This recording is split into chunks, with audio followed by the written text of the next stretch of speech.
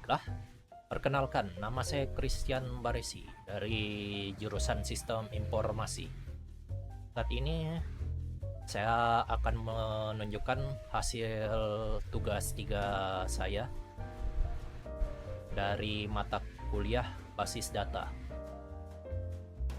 Di tugas 3 kali ini akan melanjutkan dari tugas 2 sebelumnya.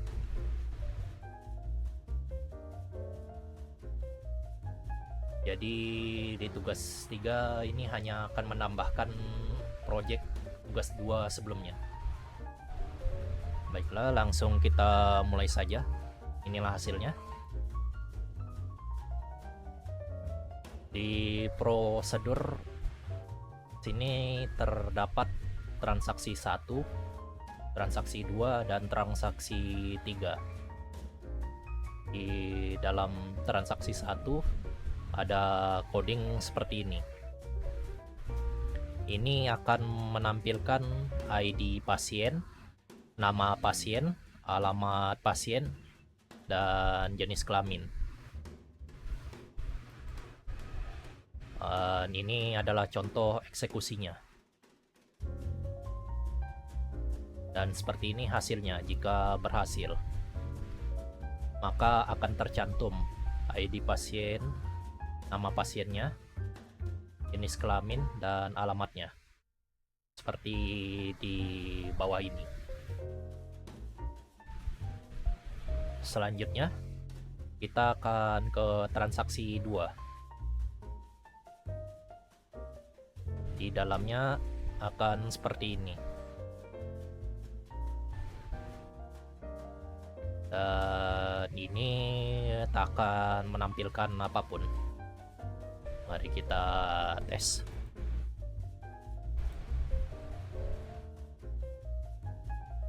Oh, sama saja rupanya. ID pasien, nama pasien, jenis kelamin, alamat pasien. Selanjutnya kita ke transaksi ketiga.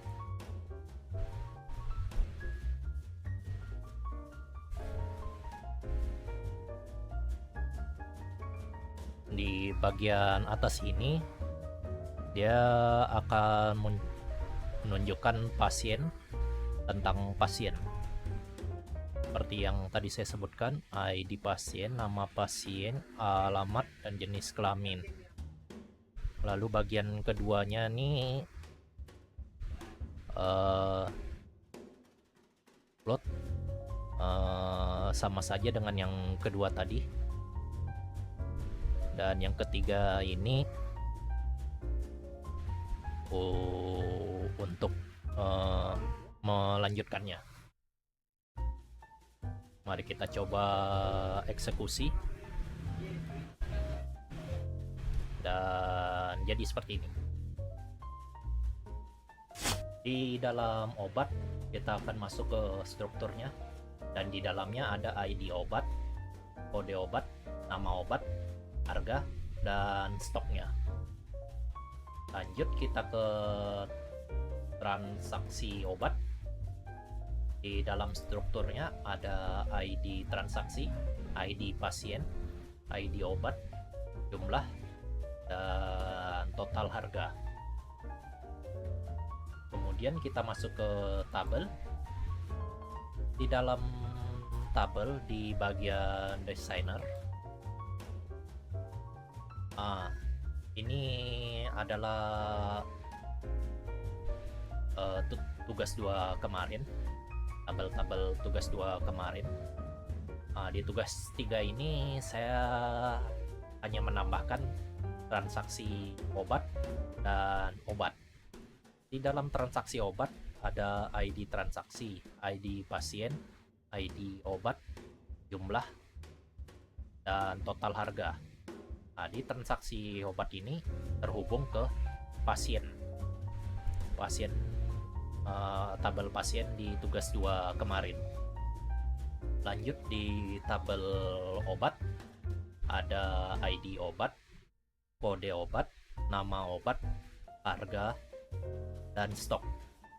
Di bagian obat ini terhubung ke transaksi obat.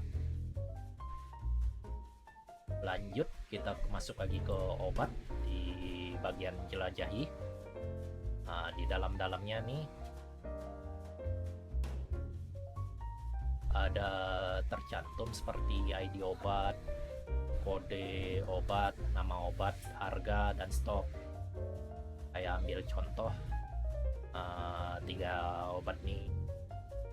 Betadine, nama obatnya, kode obatnya A003, lalu ID obatnya 3, harganya 7.000, stoknya 5. Lalu amikacin,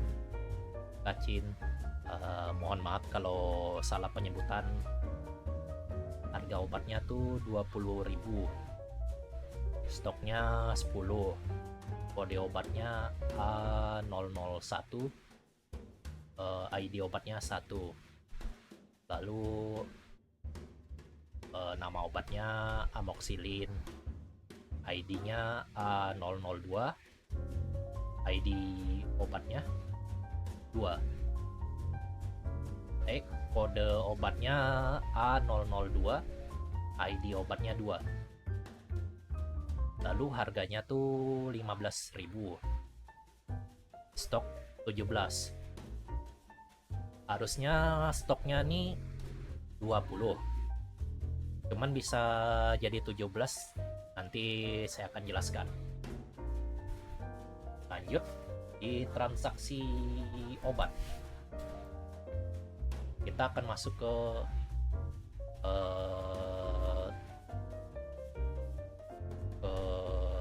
training. Di dalamnya nih kita akan melihat codingannya, dan codingannya seperti ini. Update obat, set stok sama dengan stok, ID obat. Lanjut, kita kembali. Inilah kenapa amoxicillin ini bisa sisa 17, karena saya sudah menjalankannya tadi. Kita mulai dari ID obatnya nih 2. Kalau kita pencet, dia akan menampilkannya yang ID obat tadi itu yang saya sebut. ID obatnya 2, lalu kode obatnya A002, nama obatnya amoxicillin, harganya 15.000 dan stoknya 17. Lalu jumlah yang dibeli tadi itu 3, 20 kurang 3 kan 17. Lalu total harganya tuh 45.000 harga amoxicillinnya, dan ini menampilkan pasiennya, ID pasiennya.